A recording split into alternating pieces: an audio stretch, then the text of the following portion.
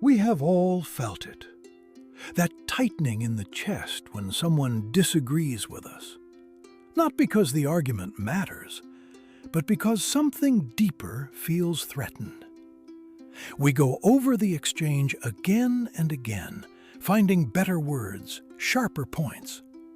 We replay it in the shower, in the car, at 2 in the morning.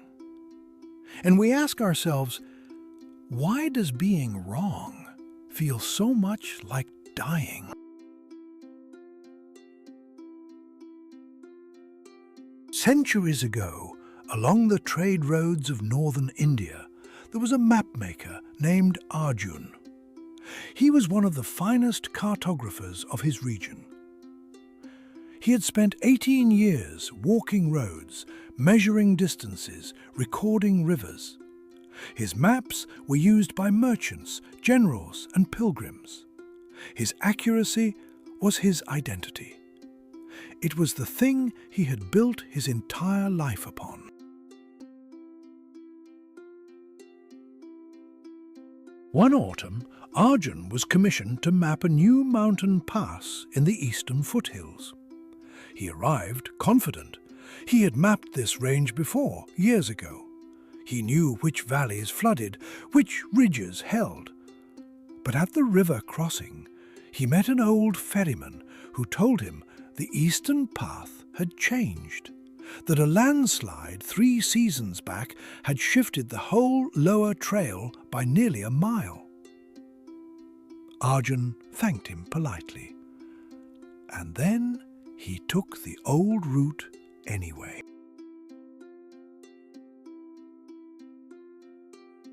He was wrong. The trail ended at a wall of collapsed rock and uprooted trees. He stood there in the gray afternoon light, pack on his back, map in his hand, a map that showed a clear path where there was none.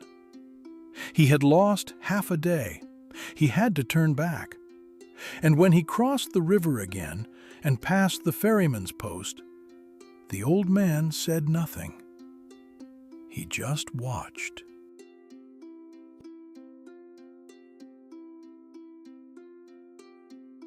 That night, camped near the river, Arjun could not sleep. Not because of the delay, because of the shame. And underneath the shame, something stranger. A rage he could not quite explain. He had been wrong before about small things, but this felt different. This felt like being erased. He had always thought of his maps as himself, as proof that he understood the world. If the map was wrong, what did that make him?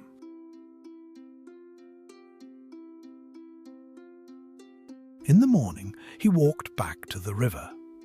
The ferryman was already there, mending a rope. Arjun sat down without saying much. After a while, the old man spoke. He said, "You are not angry at the mountain. You are angry that you needed it to stay the same."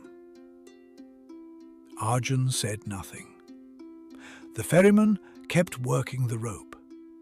He said, "A map is not the land. It is only what you knew about the land on the day you last looked."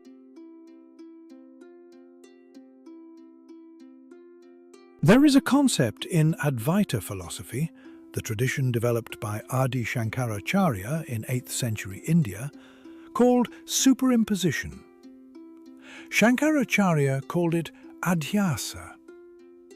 It is the habit of the mind to project a fixed idea onto something that is actually alive and changing. We see what we expect. We defend the projection as if it were the truth. The map was not wrong exactly. It had simply stopped being updated. And Arjun had confused the map for the territory. had confused what he once knew for what is.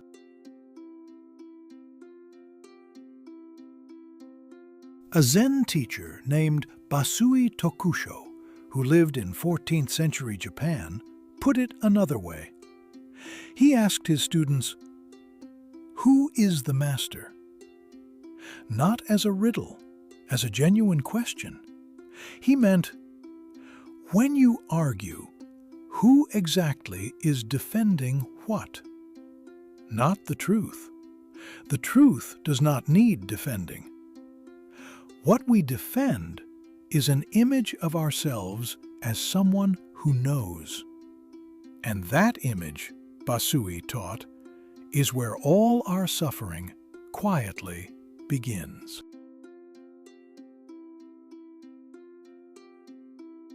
Arjun spent another 4 days in the mountains. This time he walked slowly. He asked the locals questions he would never have asked before.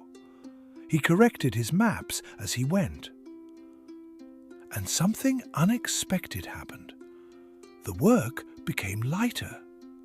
Not because it was easier, but because he had stopped carrying the weight of already knowing. The need to be right had been exhausting him for years. He had simply never noticed because he had always called it expertise. There is a real difference between knowing and being willing to know. The first closes, the second opens.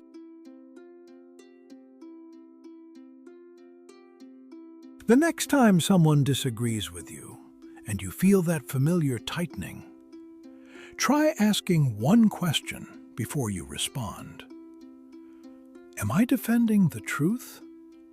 Or am I defending my map?